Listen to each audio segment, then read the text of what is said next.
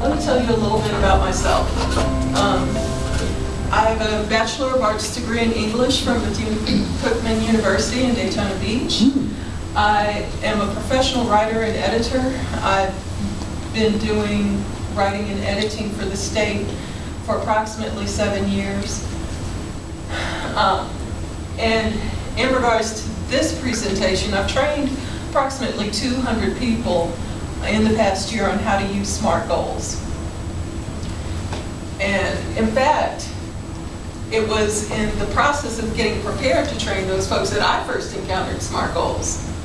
I work as a staff trainer at a state agency, and I don't know, does anybody here work at a state agency? Well, they might be familiar, you might recall them talking about the performance management system.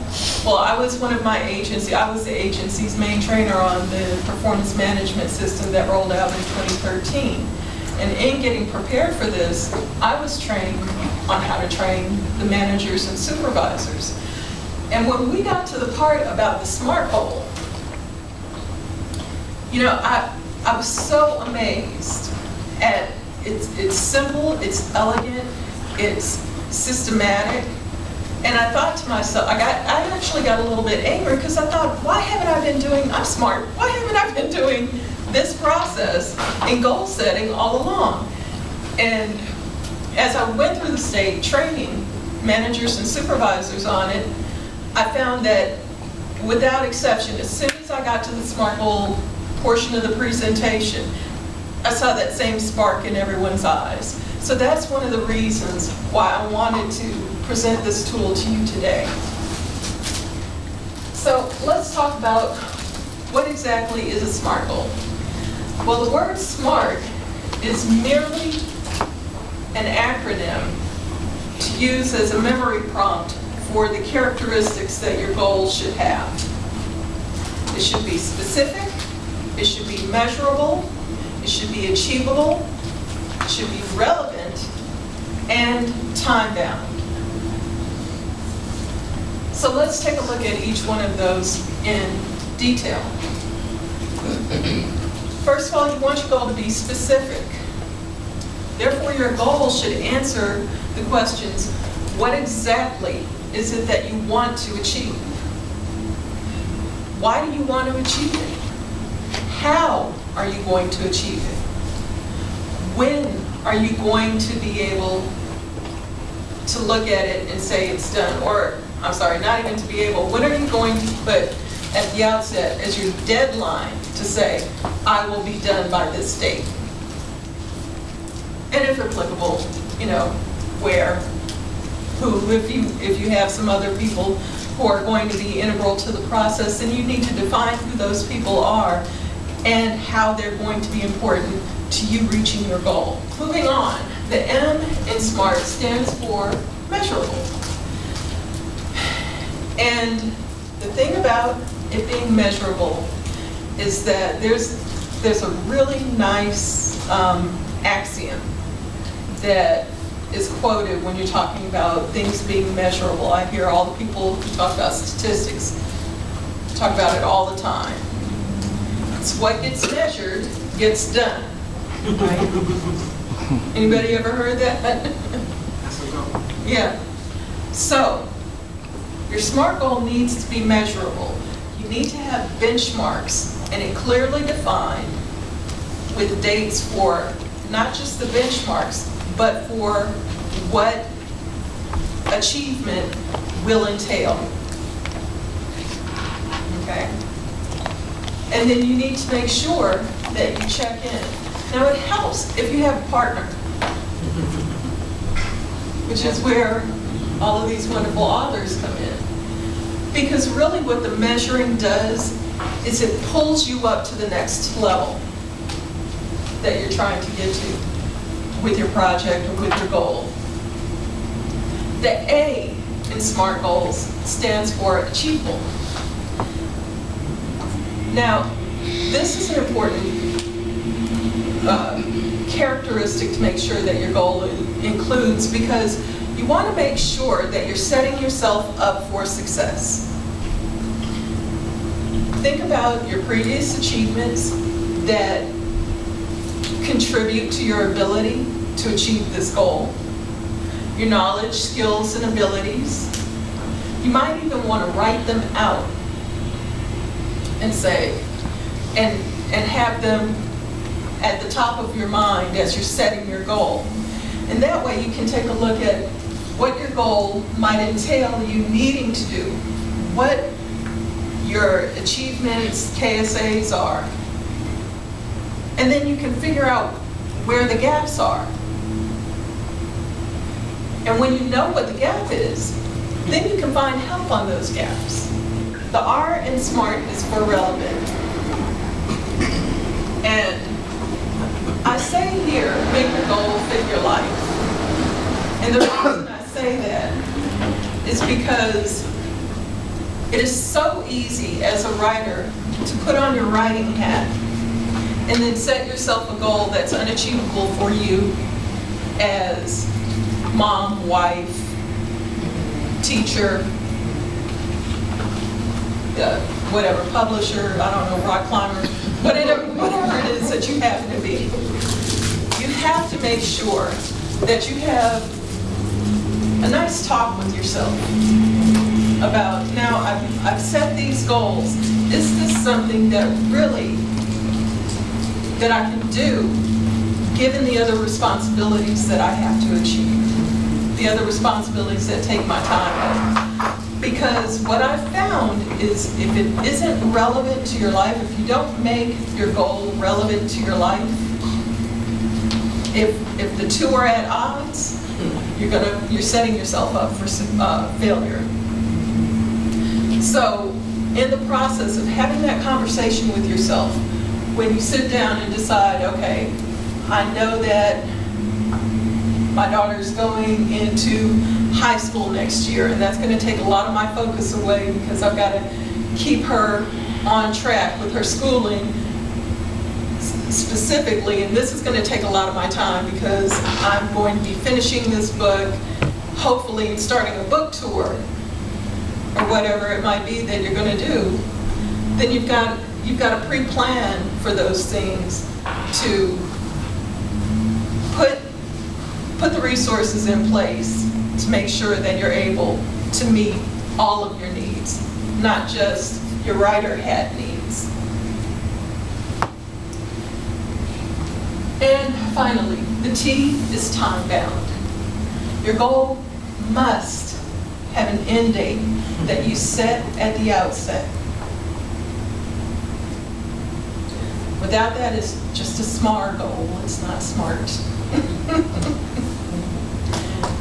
This speaks to accountability. When you have a deadline that you set, and especially when you set things up for other events to start taking place, following your completion of that goal, then that holds your feet to the fire in a way that just having an idea about, I'd like to write this, does not. For example, Miami Book Fair is November. I've heard some people saying that they're planning on completing some books by the end of the year. Maybe you could put it in your mind that you'd like to participate in the Miami Book Fair. And then that'll give you a hard goal to be done with and ready to go by that date. You know, just an example of ways that you can set yourself up with some hard and fast deadlines to meet that increase a sense of urgency and importance in achieving your goal. All right, let's take a look at this and take a look at the elements in it that conform to the SMART acronym. So the first is specific. Is this specific?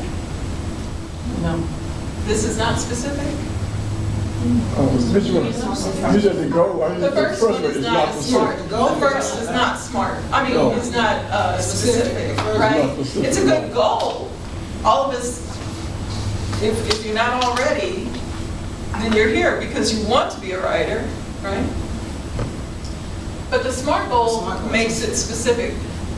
Does somebody just go ahead and shout out what are some of the phrases that make this SMART goal, the revised SMART goal, more specific? You have a date. You have a date. December 1st, December 1st, right? 80,000 words. Romance novel. Romance Romantic novel. novel. Complete is I was gonna say critical. complete. That's the word. Complete is critical. So it's specific. Is it measurable? Yes. Okay. Yes. What makes it measurable? 80K words. 80,000 words. Yep. Okay. Achievable? Well, When you start writing. right. Right. You know, that's something that you're going to work through as you're talking about This is it. July, so if you started, you were already writing this is July. That would be possible for me. I don't know. Right. Okay.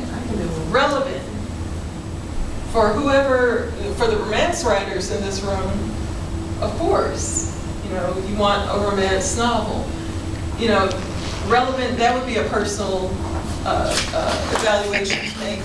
Well, But, when you said relevant, what I saw was if you complete it by December 1st, and by the time Valentine's Day come around, it should be, that's what I saw as relevant.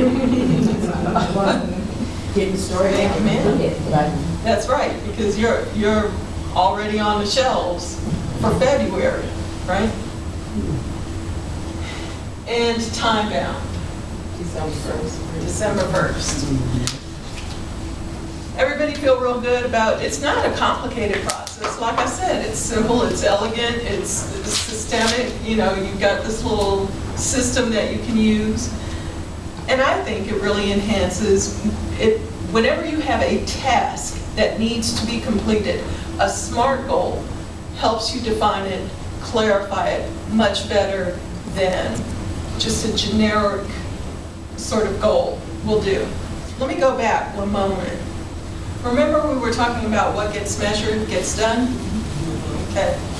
That's an element of the SMART process that you want to make sure that you pay some close attention to. And like Barbara Joe was saying, yeah, that would be possible for her to get done. Well, to stay on target for your goal, when you set deadlines for tasks that have to be completed to maintain the momentum, then you can monitor your progress and figure out whether or not you're on track, right? So let's take a closer look at how Barbara Jo might choose to monitor her progress in this goal. To reach 80,000 words by December 1, must write no less than 16,000 words a month, 4,000 words a week. Well, maybe I can.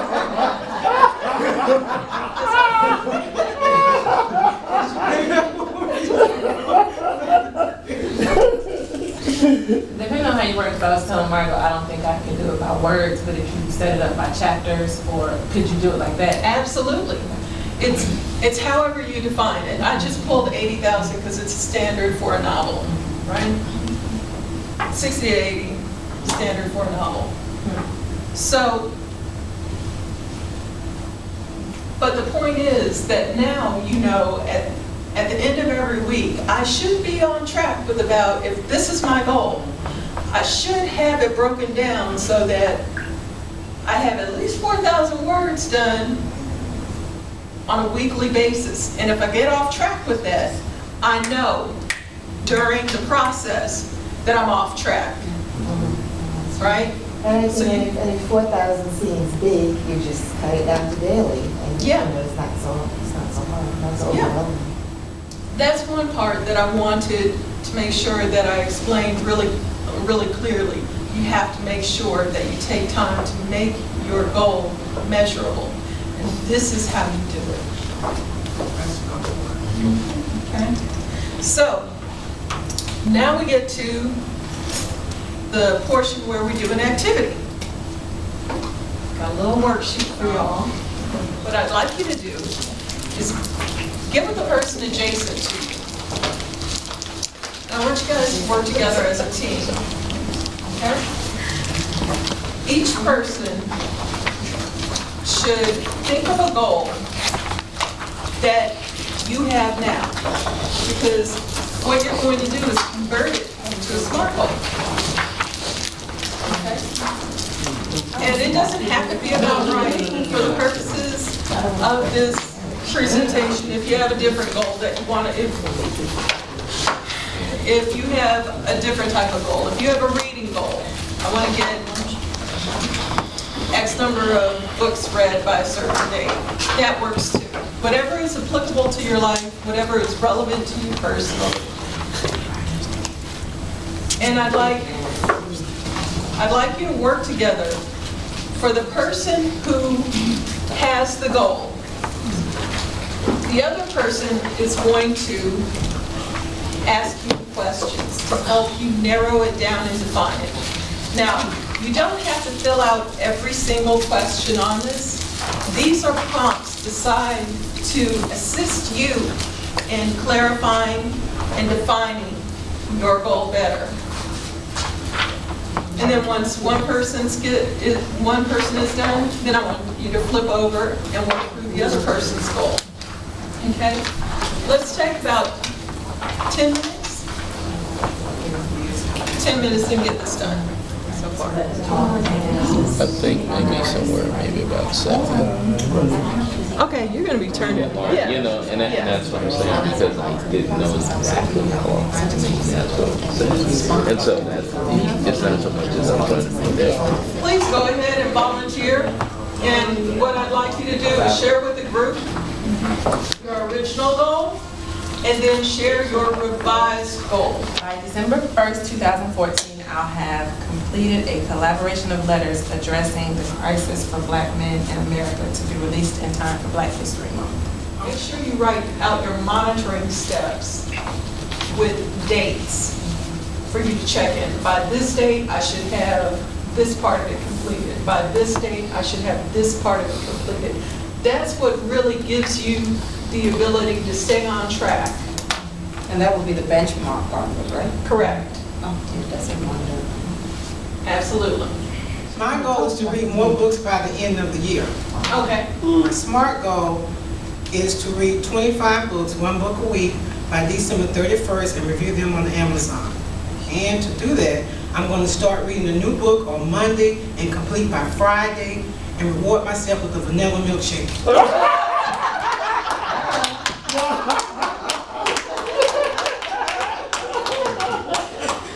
I love it.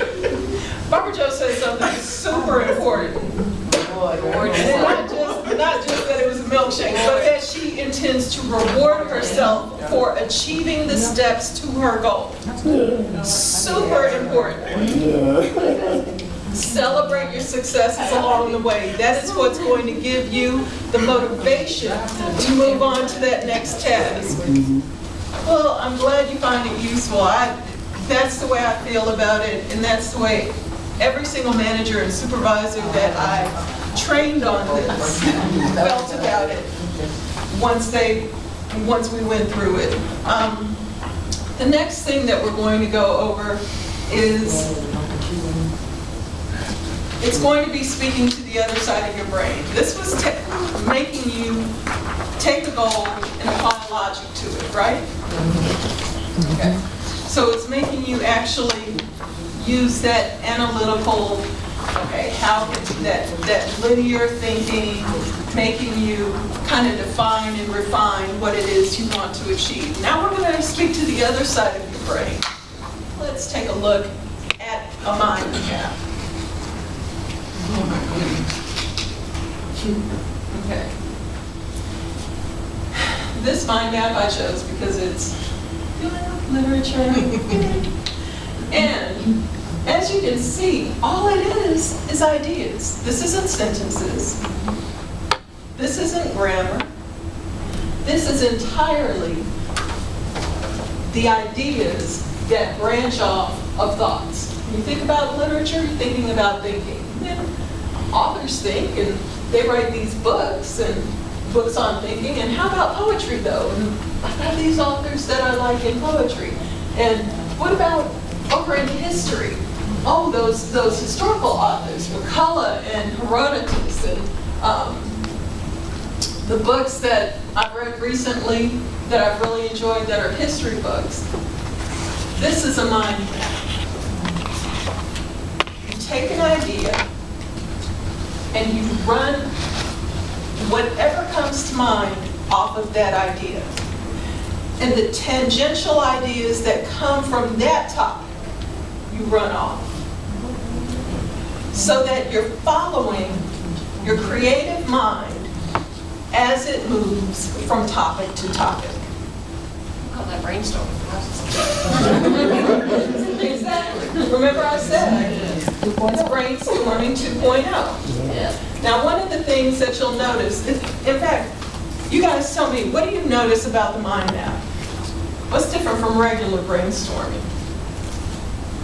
It's scattered, it's not like, Okay. brainstorm, it looks more, it looks bigger. Does that make sense? It does, yeah. To me, a brainstorm would be more like an outline of, which is what I normally use, but.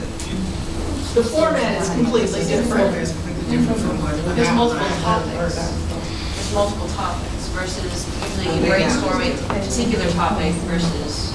Right. You've got this main topic, and then you can think about all of the aspects of that topic. Now, I meant to have something else prepared, but I really like this way of describing it. When you're mind mapping, you're not self-editing. You're writing everything that occurs to you. Okay? So, even if it's something that you don't think applies to the topic, if it occurs to you, write it out. Whatever sparked that thought, put a little line and write it out. Because your subconscious works much more quickly and intuitively than your conscious mind. Your conscious mind is the one that's trying to tell you, you can't write that. Right? It's your subconscious that's struggling to break past your conscious filters to your achievement. So make sure that you write it out, because that idea, while you might not use it, might lead to an idea that is absolutely integral to your story or to your idea in general. And remember, this is just ideas. Do you think this person is going to write something that encompasses all of this? No. I would be very impressed. But what the person did is they thought, I'm going to think about everything that I like, and then you don't have to marry any of the topics you write out. You don't have to marry it, but you should date them.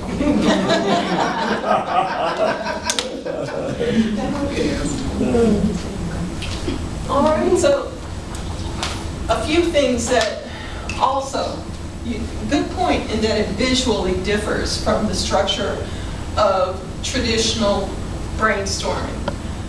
There are some other things you might notice. This is blue, this is brown, that's green. Color. Make sure that when you're making a mind map, you got a bunch of colorful pens near you. Because for every idea and its offshoots, you want to use a different color. It stimulates your brain differently. Another thing you'll notice, when you're brainstorming, do you really, on your brainstorm pad, write or draw a little bust of Nefertiti? Yeah. Not usually, right? This is not linear thinking. This is visual. This is the visual creative mind at work. Pictures, colors. You want to capture everything that your mind is freed to consider. I have a quick question. Yes, ma'am. Okay, so let's say I sat down and I have a blank paper with literature in front. And I start let's say poetry was one of the things that because I guess I'm thinking about doing something, a book on poetry. And I start that. then you said every idea or every different idea that doesn't relate to poetry, that's what I do in a different A color? different color, yeah. Okay, gotcha. Because when your mind takes a look at poetry, it's going to look at everything in that color and get a general impression from it.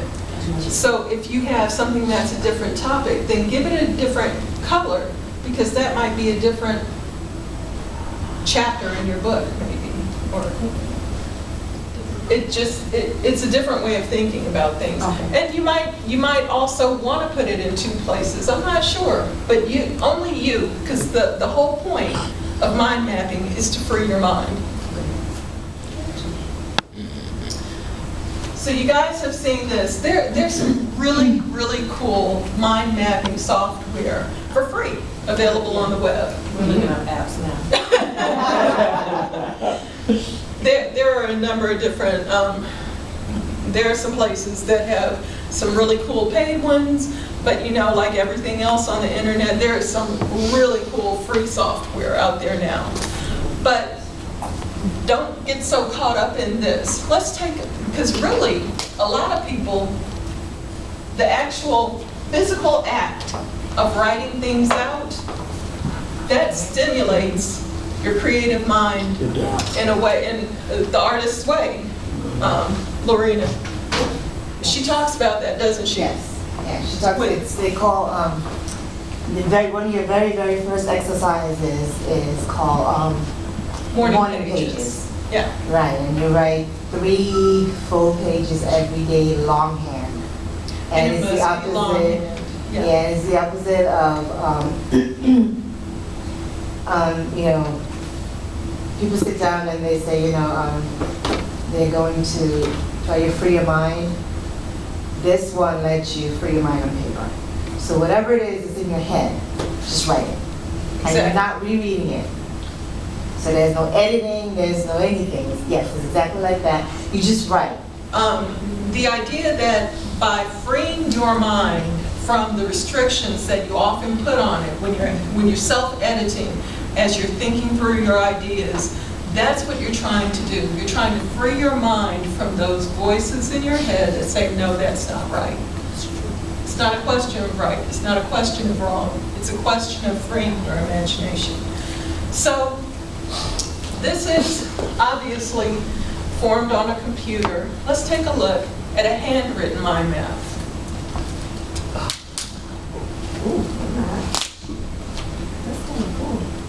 Isn't that amazing? That's scary. Tell me your impressions. What do you notice? So you have no time. Or a whole bunch of it. This person has obviously made up a really, really extensive mind map. Can you see where, by breaking the boundaries of the written word of linear thought, you can really capture far more ideas in one brief sitting than you can by sitting and trying to write it out perfectly the first time around. Because really, although this is about time management, the tools that I've given you are going to help you to be more efficient in your writing.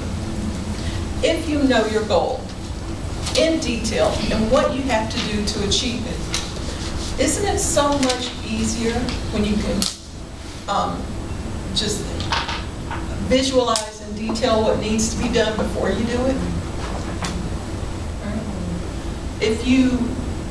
When you're writing, you don't always have to see the whole staircase, but you do know who your character is when you're writing her or him, right? You do know, pretty much, you have a strong visual sense of what this person would and would not do. That's how you write from their perspective. Well, take that same model and apply it to the business of writing.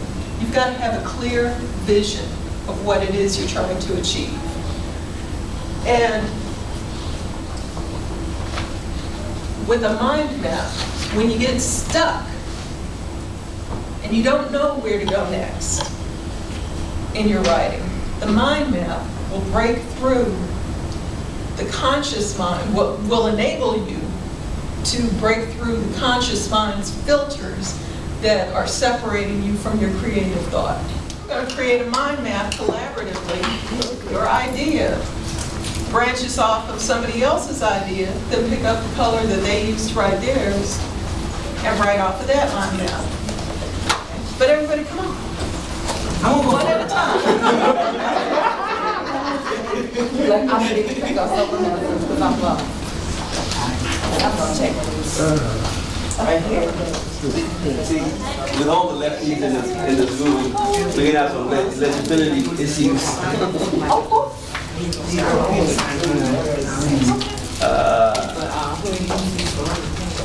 love it.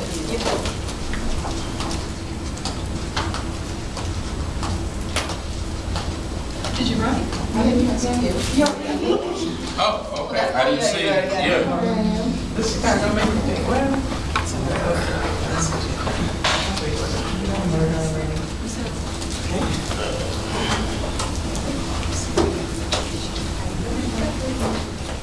okay, are we all done, folks? This is your mind map off of the word suspense.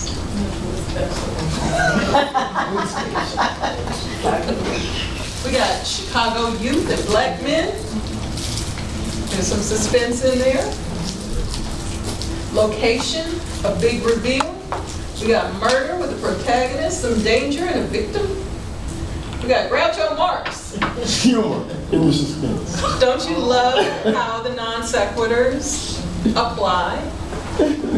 It seems like a non sequitur, but somehow it fits into suspense for that person, right?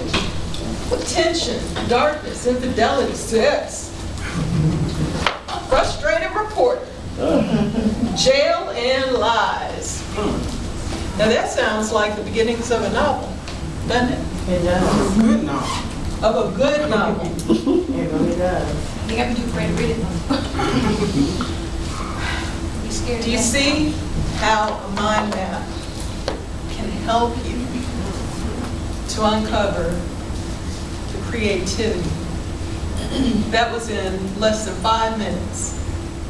You guys came up with all those ideas. Now, before I go, now that we're almost all finished, I just want you to know that I did pull together, I want us to pull together everything that we did today. So, who can tell me what SMART stands for? Barbara Joe? Specific, measurable, achievable, relevant, and time-bound. What happens when you measure, monitor, and celebrate your small successes? Sir? You get to go with the next part. That's right. Yeah. You get to go on to the next part and eventually reach your goal. Yeah. Oh. You got some markers to do some mind mapping. Yeah, I'm gonna need And finally, somebody tell me what you think about the mind map. How might you? Go ahead. I like the mind mapping. I think I like brainstorming, and this gives another more creative way to brainstorm and follow my writer's leads and incorporate those things into the story. Well, actually, what you get is a meal planning notepad. Okay, I'll trade you. Oh no, I need these.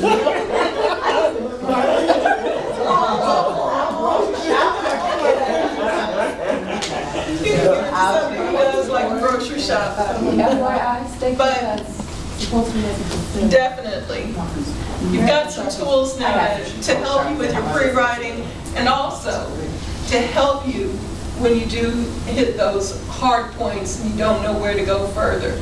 You've got 2 tools to start you off and then to kickstart you once you find yourself stalling out. With the mind mapping, and I thought about it when she said something, can you do that with, let's say you have characters. So you're trying to figure out who the characters are going to be? Absolutely. Give your characters their personality. Right, You so can do like it say with each characters, you can do it with your branch or plot. whatever is a character and then you can kind of. Absolutely. You can do it with characters, you can do it with plot, you can do it with themes, you can, ma'am? So have you used one of the apps or the software before, like? My creative mind is unleashed when I put pen to paper. See, that is gonna end up being long drawn out time for me. I'm gonna sit there and keep doing it, so I need something to just keep. I think you can make that. I'm gonna try to add. I'm Well, gonna try to add. and before we go, there is this resource. Daphne Ray has a writing blog that, let me pull it together. I'm sorry, Daphne Gray Grant. And she did a whole ebook or e-pamphlet or whatever on mind mapping. If you want to pass it around, if it's something that you think might help you with the mind mapping, I think she even has maybe a couple of the free ones listed in there. But it's very simple. Just Google free mind mapping software and it'll pull up a bunch of them. But if you want more information about the mind mapping, feel free to download her PDF, which I think is, she goes into more detail about using different parts of your brain and how to do mind mapping. So if it interests you, please feel free to hit her up, and she's got a really good blog. That's it for me. Does anybody else have any other questions? Well, thank you so much for coming.